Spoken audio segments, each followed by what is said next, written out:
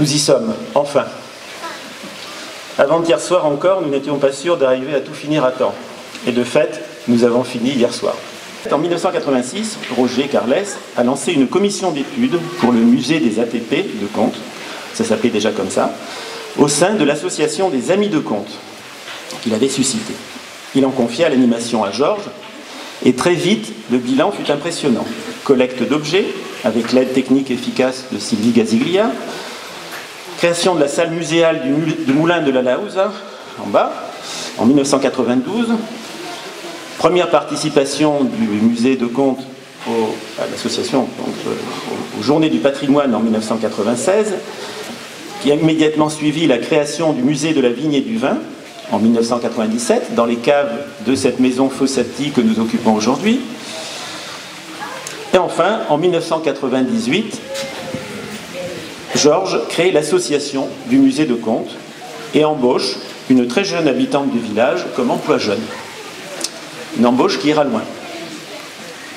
De fait, Georges, en fils de paysan comtois, semait patiemment les graines d'une équipe capable de faire aboutir son projet. La décoration de notre salle enfance est une œuvre originale, due au talent de notre voisin d'en face, voilà, Franck Reynaud, qui, comme vous le verrez, dessine.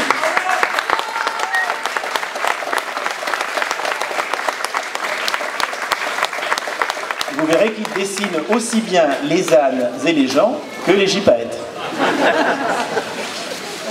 Vous découvrirez aussi, ou redécouvrirez, si vous avez visité l'exposition que nous lui avions consacrée à la médiathèque il y a quelques années, la beauté et le talent d'Annie Vernet, étoile filante du cinéma français des années 30, dans une salle entièrement due à la compétence et à la générosité de notre ami Jean-Luc Bellugou. D'esprit chagrin, se poseront la question, et on m'a dit que certains l'avaient déjà fait, un musée comme celui-ci, qui a coûté bien cher, à quoi ça sert?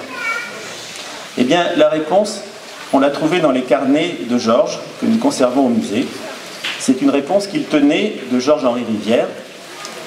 Un musée comme celui-là, ça sert à donner la parole à ceux qui en sont privés et conserver leur mémoire.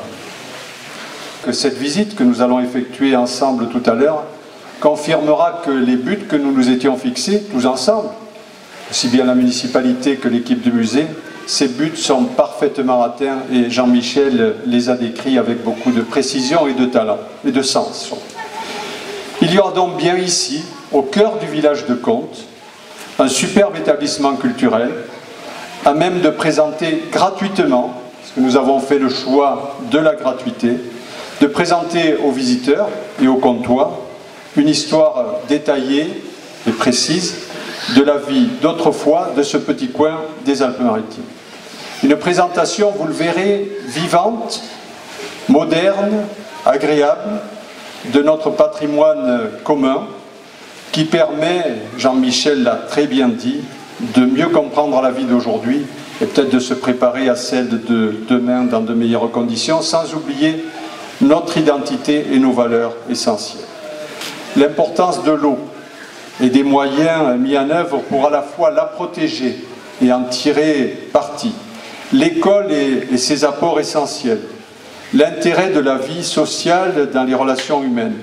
Autant de sujets que vous découvrirez d'une façon originale dans ce musée qui souligne le rôle joué par les hommes dans l'organisation de la vie d'un territoire à partir de ses richesses, mais aussi de ses contraintes naturelles.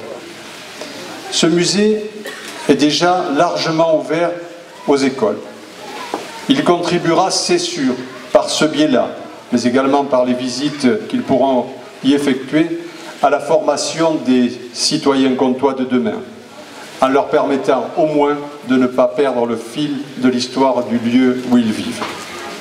En accueillant des visiteurs extérieurs, il permettra à ce musée aussi, et c'est un de ses buts, de faire connaître et apprécier notre village, et plus largement, je crois, notre vallée.